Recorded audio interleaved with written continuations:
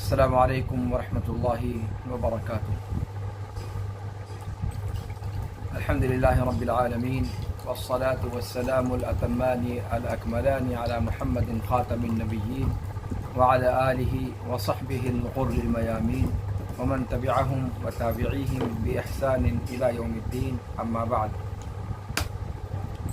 رب اشرح لي صدری ويسر لي أمری واحلل عقدة من لسانی يفقهوا قولی۔ رب زدنی علما سبحانک لا علم لنا الا ما علمتنا انک انت العلیم الحکیم۔ آپ تمام مشاہدین کا اصول الایمان کی شرح میں اس نئے درس کے اندر خیر مقدم ہے۔ اللہ رب العالمین ہمیں عقیدے کے ان دروس سے خاطر خواہ استفادہ کی توفیق عطا فرمائے، اور ان دروس کو سب سے پہلے خود میرے لیے پھر آپ سب کے لیے اللہ رب العالمین ہدایت کا باعث بنائے۔ توحید الوہیت پر گفتگو چل رہی تھی، اور توحید الوہیت پر اثر انداز ہونے والی چیزوں کا بیان آپ کے سامنے کیا جا رہا تھا۔ اس میں غلو پر گفتگو ہوئی، شرک پر گفتگو ہوئی، اور پھر اب آج کفر پر گفتگو ہونی ہے۔ کفر کیا ہے، کفر کی تعریف کیا ہے، لغت میں اصطلاح میں کفر کی اقسام کیا ہیں، اس پر آج انشاءاللہ آپ کے سامنے گفتگو کی جائے گی۔ کفر یہ عربی زبان کا لفظ ہے جس کا لغوی معنی ڈکشنری کے اعتبار سے معنی ہوتا ہے چھپانا، پردہ پوشی کرنا، الستر والتغطیہ، کسی چیز کو ڈھانک دینا، کسی چیز پر پردہ کر دینا، یہ اس کا لغوی معنی ہے۔ اصطلاحی معنی شریعت اسلامیہ کے اندر کفر یہ ایمان کی ضد ہے، اور اس سے مراد اللہ رب العالمین پر ایمان نہ لانا، اللہ کے رسول پر ایمان نہ لانا، اب اس کے ساتھ جھٹلانا پایا جائے یا جھٹلانا نہ پایا جائے، یعنی ایمان نہ لانا یہ اپنے آپ میں کفر ہے، چاہے جھٹلانے کی بات پائی جائے چاہے جھٹلانے کی بات نہ پائی جائے، بلکہ اگر شبہہ اور شک موجود ہو یا شریعت اسلامیہ سے دانستہ روگردانی پائی جائے، حسد کی بنیاد پر، تکبر کی بنیاد پر، یا اپنی بعض خواہشات نفس کی پیروی کے پیچھے پڑتے ہوئے، یہ ساری کی ساری چیزیں کفر کے اطلاقات میں داخل ہیں۔ کفر کی دو بڑی قسمیں ہیں، کفر اکبر اور کفر اصغر، جیسا کہ آپ نے شرک کے اندر بھی دیکھا۔ کفر اکبر اس کفر کو کہا جاتا ہے جس کا مرتکب ہمیشہ ہمیش کے لیے مخلد فی النار ہو جاتا ہے۔ مخلد فی النار یعنی ہمیشہ ہمیش کے لیے جہنم رسید ہو جاتا ہے۔ کفر اصغر اس کفر کو کہا جاتا ہے جس پر جہنم کی وعید دی گئی ہو، لیکن جہنم کے اندر اس کا مرتکب شخص خلود کا مستحق نہیں ہوتا۔ جہنم میں ڈالا تو جائے گا، وعید ہے اس کی، لیکن جہنم میں ہمیشہ ہمیش نہیں رہے گا۔ یہ ہے کفر اکبر اور کفر اصغر۔ آئیے سب سے پہلے کفر اکبر کے بارے میں تفصیل سے پڑھتے ہیں۔ کفر اکبر کی کتنی قسمیں ہیں؟ کہتے ہیں کفر اکبر 5 قسموں پر مشتمل ہے۔ کفر اکبر 5 قسموں پر مشتمل ہے۔ سب سے پہلی قسم ہے کفر تکذیب۔ کفر تکذیب یعنی جھٹلانے والا کفر، ایسا کفر جس میں آسمانی کتابوں کی، آسمانی رسولوں کی، اللہ رب العالمین کی تکذیب پائی جائے۔ جس نے بھی اللہ رب العالمین کے جانب سے فرستادہ رسولوں میں سے کسی کی تکذیب کی، ان تعلیمات کا انکار کیا، جھٹلایا جن کو وہ انبیاء و رسول لے کر کے آئے ہیں، اس نے کفر کیا۔ اس کی دلیل کیا ہے؟ اللہ رب العالمین کا فرمان کہ وَمَنْ أَظْلَمُ مِمَّنِ افْتَرَى عَلَى اللَّهِ كَذِبًا أَوْ كَذَّبَ بِالْحَقِّ لَمَّا جَاءَهُ أَلَيْسَ فِي جَهَنَّمَ مَثْوًى لِلْكَافِرِينَ۔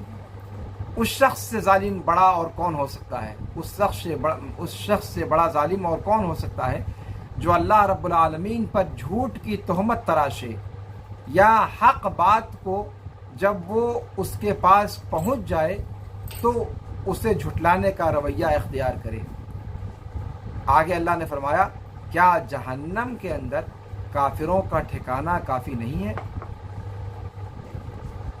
اس آیت کریمہ میں واضح طور پر اللہ رب العالمین نے کفر تکذیب کے مرتکب کو، تکذیب والا کفر کرنے والے شخص کو جہنم کی دھمکی اللہ رب العالمین نے دی ہے۔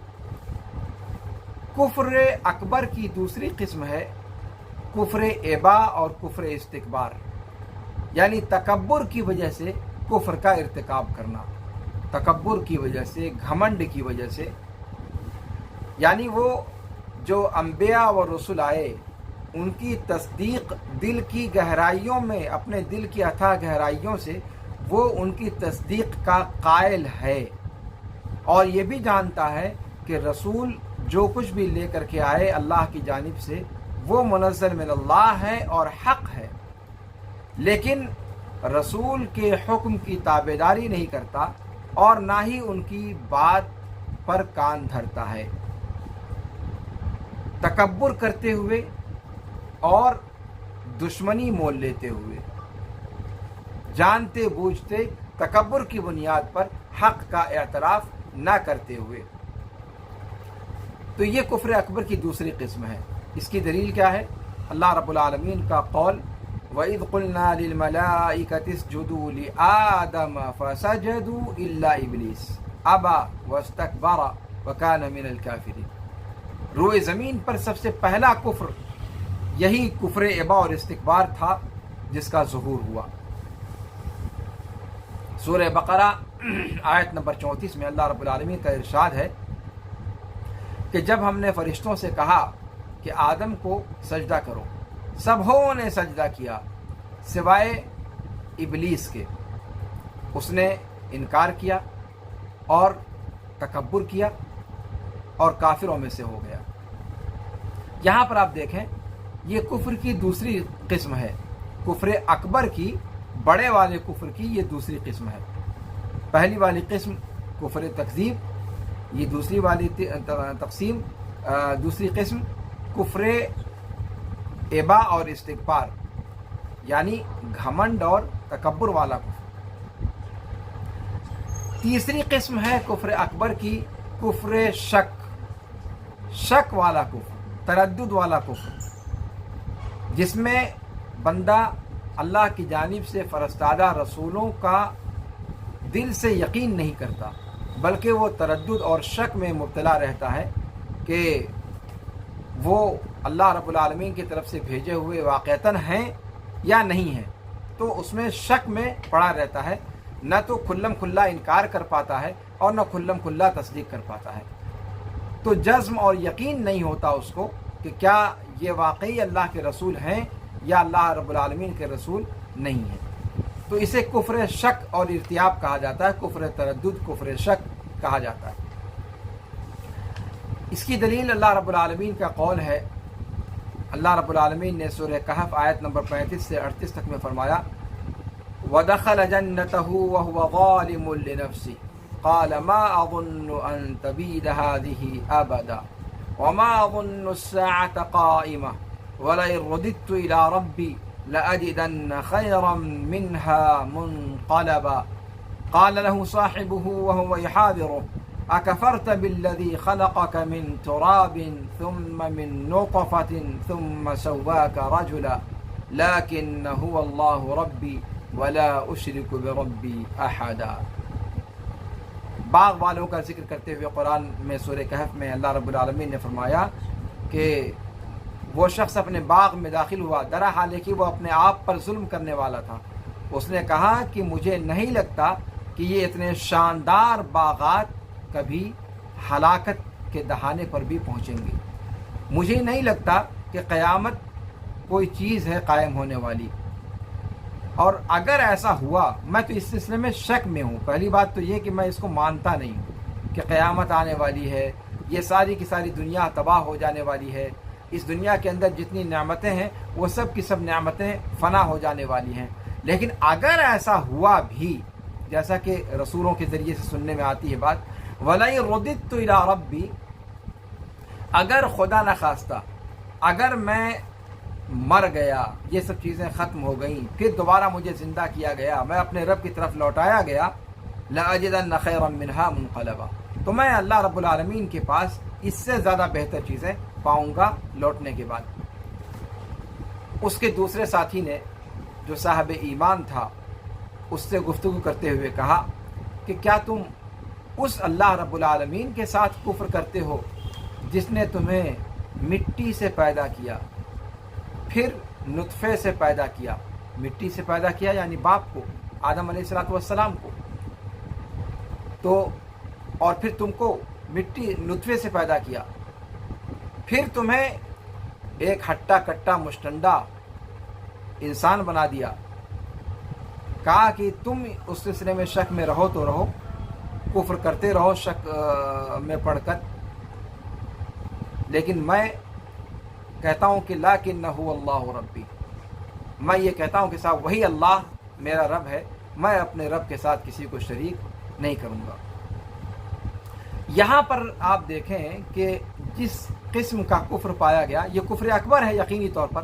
क़यामत में शक करना, दोबारा उठाए जाने पर शक करना, या दुनिया और दुनिया की नेमतों के ख़त्म हो जाने पर शक करना, क़यामत के आने पर शक करना, ये सारी की सारी चीज़ें शक हैं और ये कुफ्र है। तो ये कुफ्र शक और तरद्दुद कहा जाता है इस किस्म को। कुफ्र अकबर की तीसरी किस्म यही है। चौथी किस्म है कुफ्र अकबर की कुफ्र एराब। कुफ्र एराब, कुफ्र एराब किसे कहते हैं? दीन से मुकम्मल तौर पर रूगर्दानी करना, मुंह फेर लेना, इस तौर पर कि अपना दिल, अपने कान और अपने इल्म से एराज़ करे उन तमाम तालीमात से जिनको रसूल लेकर के आए। तो एराज़ का रवैया इख्तियार करते हुए अल्लाह पर, रसूल पर और रसूल की तालीमात पर ईमान ना लाना, ये कुफ्र एराब है। इसकी दलील क्या है? अल्लाह रब्बुल आलमीन का फरमान सूरह अहकाफ आयत नंबर 3 में कि वल्लज़ीन कफ़रू अम्मा उन्ज़िरू मुअरिदून, कि वो लोग जिन्होंने कुफ्र का इर्तिकाब किया वो उन तालीमात से जिनसे उन्हें डराया गया है एराज़ करने वाले हैं। इसका मतलब यह हुआ कि कुफ्र अकबर की एक किस्म वो है जिसे कुफ्र एराज़ कहा जाता है। कुफ्र अकबर की पांचवी और आखिरी किस्म क्या है? कुफ्र निफाक। कुफ्र अकबर की पांचवी किस्म है कुफ्र निफाक, और यहाँ निफाक से मुराद एतक़ाद का निफाक है, अक़ीदे का निफाक है। अमली निफाक दो तरह का होता है, एक एतक़ाद का और एक अमल का। तो अमली जो निफाक है वो तो आम तौर से मुसलमानों के अंदर पाया जाता है। मुनाफिकीन की निशानियों में से कोई ना कोई निशानी, जो जैसा कि आप सभी जानते हैं, अल्लाह के रसूल ने एक हदीस में फरमाया कि मुनाफिक की 3 निशानियां हैं। जब बोले तो झूठ बोले, जब वादा करे तो वादा खिलाफ़ी करे, जब अमानत रखी जाए तो ख़यानत करे। तो इस तरीके के अमली जो निफाक हैं वो तो बहुत सारे लोगों के अंदर पाए जाते हैं, उसका हुक्म अलग है। यहाँ जो मुराद है निफाक से, ये अक़ीदे का निफाक मुराद है, यानी ईमान को ज़ाहिर करके कुफ्र को अपने दिल के अंदर छुपाना। कुफ्र निफाक ये कुफ्र अकबर की पांचवी किस्म है।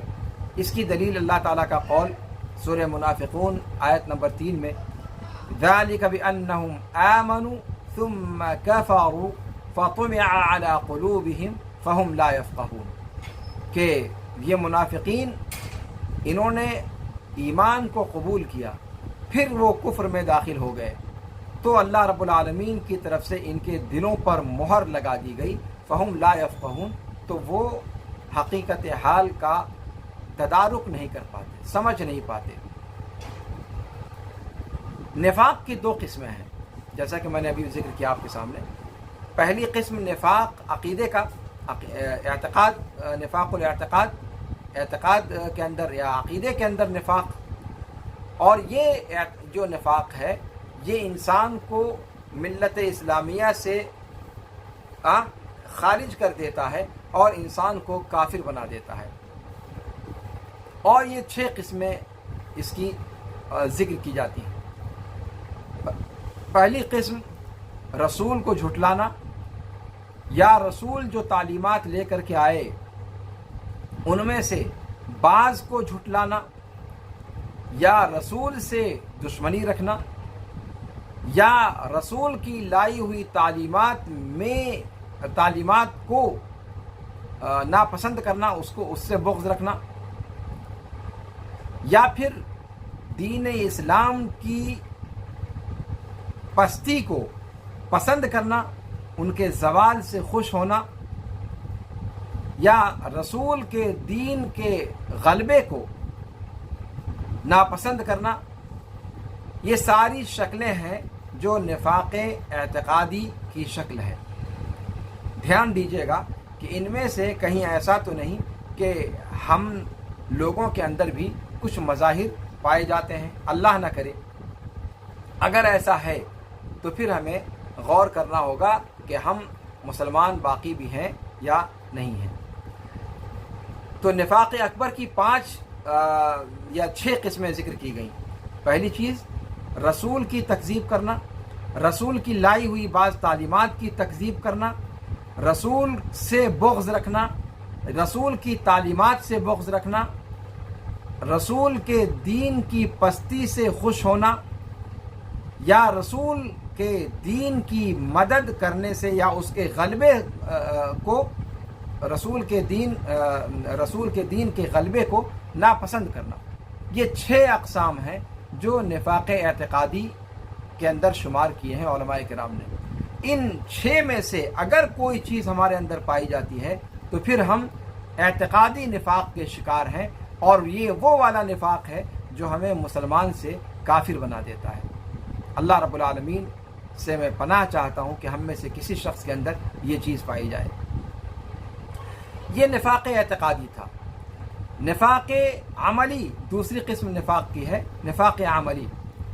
یہ کفر اصغر ہے۔ نفاق عملی جو ہے یہ کفر اصغر ہے، یہ انسان کو ملت اسلامیہ سے خارج نہیں کرتا، مگر یہ کہ وہ بہت بڑا جرم ہے، بہت بڑا گناہ ہے۔ اسی میں سے ہے وہ نشانیاں جن کو اللہ کے رسول صلی اللہ علیہ وسلم نے ذکر فرمایا ہے اپنی حدیث شریف کے اندر کہ 4 من کن فیہ کان منافقا خالصا، کہ 4 چیزیں ہیں، 4 ایسی چیزیں ہیں کہ ان میں سے وہ چیزیں جس کے اندر پائی جائیں گی وہ خالص منافق شمار ہوگا، اور ان میں وہ 4 خصلتیں جس کے اندر پائی جائیں گی وہ خالص منافق شمار ہوگا، اور ان میں سے ایک خصلت جس کے اندر پائی گئی اس کے اندر نفاق کی خصلتوں میں سے ایک خصلت پائی گئی، نفاق کی صفتوں میں سے ایک صفت پائی گئی، یہاں تک کہ اس سے کنارہ کش ہو جائے، یہاں تک کہ اسے چھوڑ دے۔ کیا کیا؟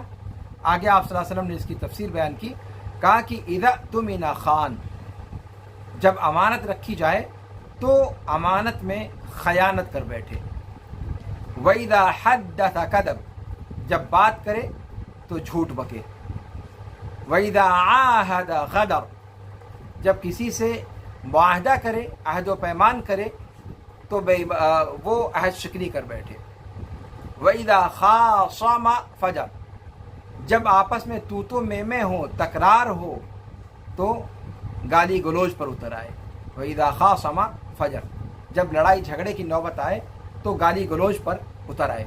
یہ 4 نشانیاں آپ صلی اللہ علیہ وسلم نے فرمایا جس کے اندر پائی جائیں گی اس کے اندر خالص منافق کی نشانیاں پائی گئیں، اور ان 4 میں سے اگر کچھ کسی کے اندر پائی جاتی ہے تو جو چیز پائی گئی منافقین کی صفات میں سے وہ صفت اس کے اندر موجود پائی گئی۔ یہ روایت متفق علیہ ہے، یعنی امام بخاری اور امام مسلم دونوں نے اس روایت کو اپنے یہاں ذکر فرمایا ہے، اس کی تخریج کی ہے۔ اسی طریقے سے اللہ کے رسول صلی اللہ علیہ وسلم نے ایک دوسری روایت جس کو امام بخاری رحمہ اللہ نے اپنی صحیح میں ذکر فرمایا ہے، اس کے اندر جس کا ذکر ابھی میں نے آپ کے سامنے کیا کہ آیت المنافق 3 اذا حدث کذب واذا وعد اخلف واذا اؤتمن خان، کہ منافق کی 3 نشانیاں ہیں۔ پہلی نشانی جب بولے جھوٹ بولے، دوسری نشانی جب وعدہ کرے وعدہ خلافی کرے، نمبر 3 جب امانت رکھی جائے تو خیانت کا مرتکب ہو جائے۔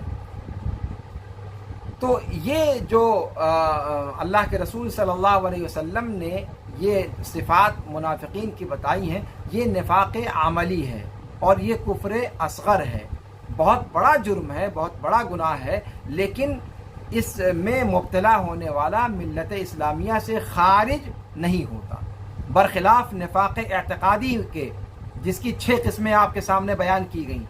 ان 6 قسموں میں سے اگر کسی ایک قسم کا نفاق ہمارے اندر پایا جاتا ہے تو پھر ہم ملت اسلامیہ سے خارج ہیں، پھر ہم مسلمانوں کے اندر اپنا شمار کرانے کے قابل نہیں ہیں۔ وہ بہت خطرناک پہلو ہے اور اس پر ہمیں متنبہ ہونا چاہیے۔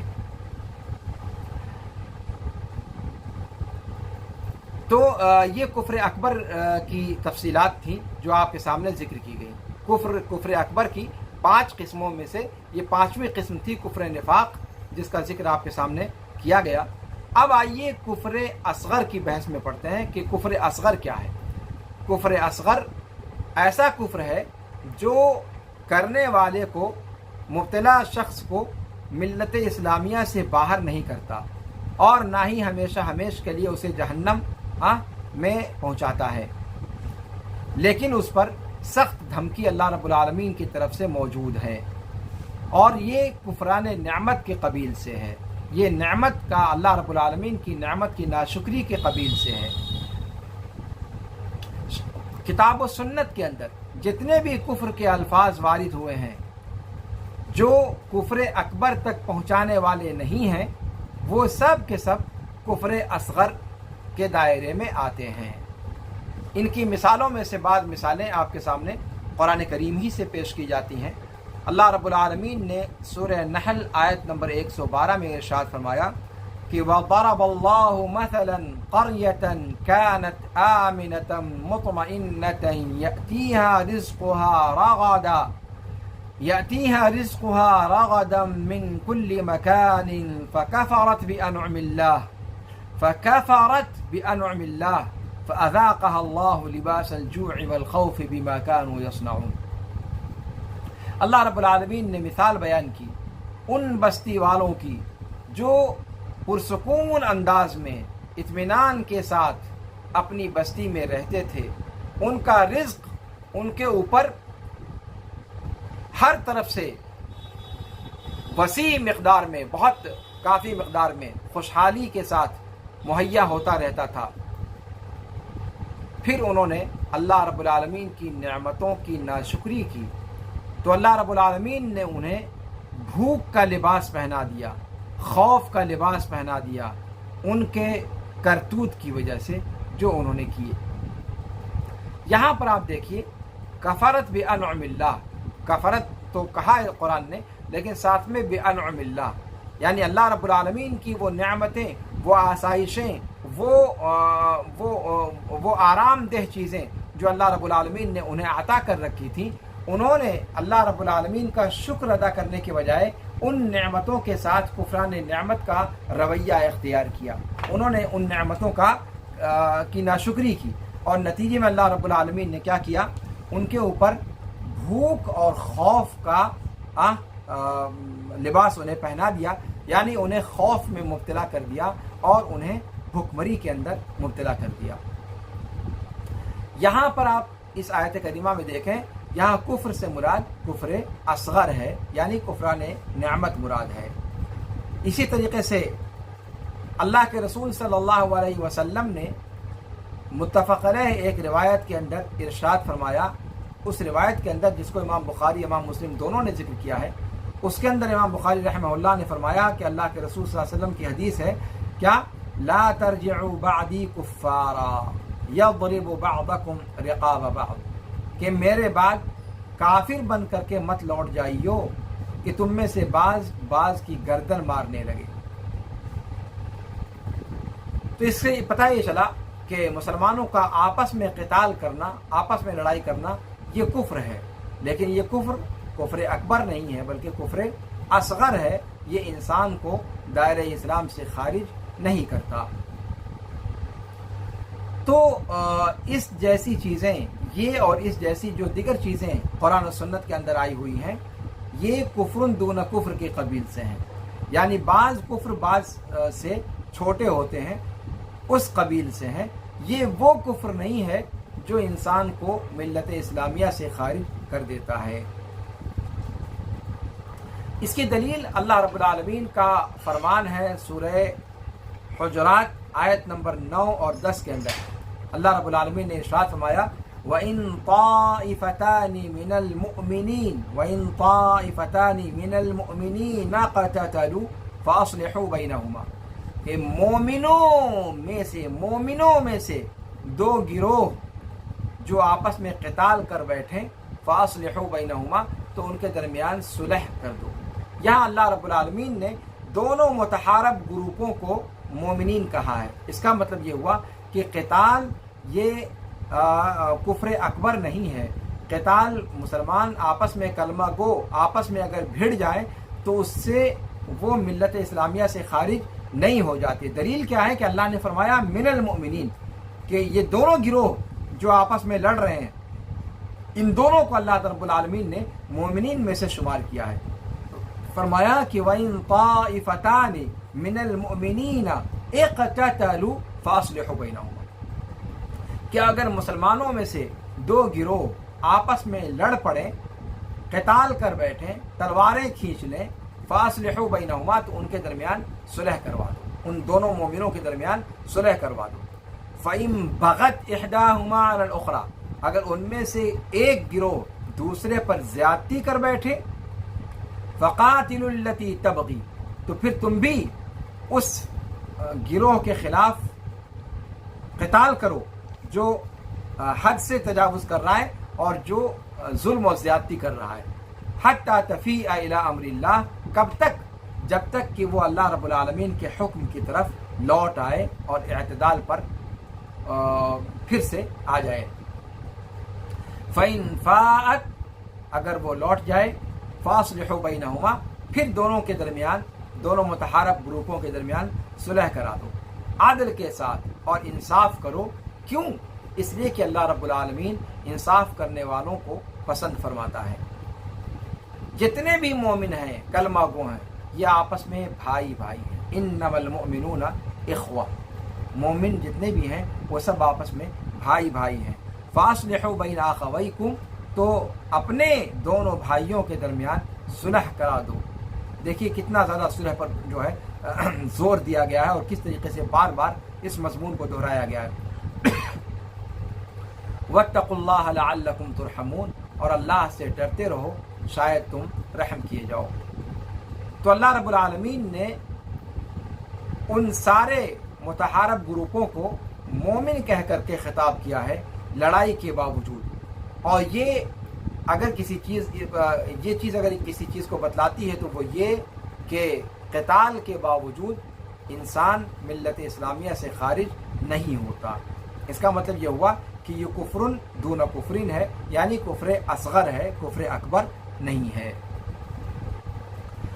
इसी तरीके से अल्लाह रब्बुल आलमीन ने कुरान करीम के अंदर इरशाद फरमाया सूरह निसा आयत नंबर 48 में कि इन्नल्लाह ला यग़फ़िरु अन युश्रक बिही व यग़फ़िरु मा दून ज़ालिका लिमन यशा, कि अल्लाह रब्बुल आलमीन नहीं मग़फ़िरत करेगा उस शख्स की اس بات کی مغفرت کس کی مغفرت نہیں کرے گا کہ اس کے ساتھ شرک کیا جائے، اور بخش دے گا جو گناہ اس سے کمتر ہیں، ان کے لیے جن کے لیے اللہ رب العالمین چاہے گا، جن کے لیے اللہ رب العالمین کی مشیت ہوگی۔ اور جو اللہ رب العالمین کے ساتھ شرک کرتا ہے، ومن یشرک باللہ، جو بھی اللہ رب العالمین کے ساتھ شرک کا ارتکاب کرتا ہے، فقد افترى اثما عظیما، تو اس نے اللہ رب العالمین پر بہت بڑا گناہ اور بہتان باندھا۔ اس آیت کریمہ سے کیا پتہ چلا کہ ہر گناہ جو شرک سے کمتر ہو وہ اللہ رب العالمین کی مشیت کے تحت ہے۔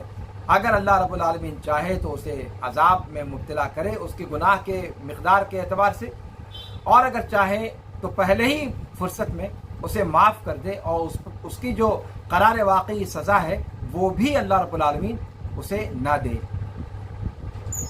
سوائے شرک کے، کہ شرک اللہ رب العالمین اس کی مغفرت نہیں فرمائے گا، جیسا کہ آیت کریمہ میں صراحت کے ساتھ اللہ رب العالمین نے بیان کر دیا سورہ مائدہ آیت نمبر 72 میں کہ انه من یشرک باللہ فقد حرم اللہ علیہ الجنہ ومأواہ النار وما للظالمین من انصار، کہ جو شخص اللہ رب العالمین کے ساتھ شرک کرے گا، اللہ رب العالمین نے اس پر جنت کو حرام قرار دے رکھا ہے، اور اس کا ابدی ٹھکانہ جہنم ہے، اور ظالموں کے لیے کوئی مددگار نہیں ہے۔ یہ بات کفر سے متعلق ہو گئی، جس کا جاننا بہت ضروری تھا۔ کفر کی دونوں قسمیں، کفر اکبر اور کفر اصغر، اور پھر کفر اکبر کی جو 5 قسمیں بیان کی گئیں اس میں کفر نفاق کی تفصیل یہ سب آپ کے سامنے بیان کی گئی، اور کفر کی دوسری قسم کفر اصغر، اس کو بھی واضح طور پر بیان کیا گیا۔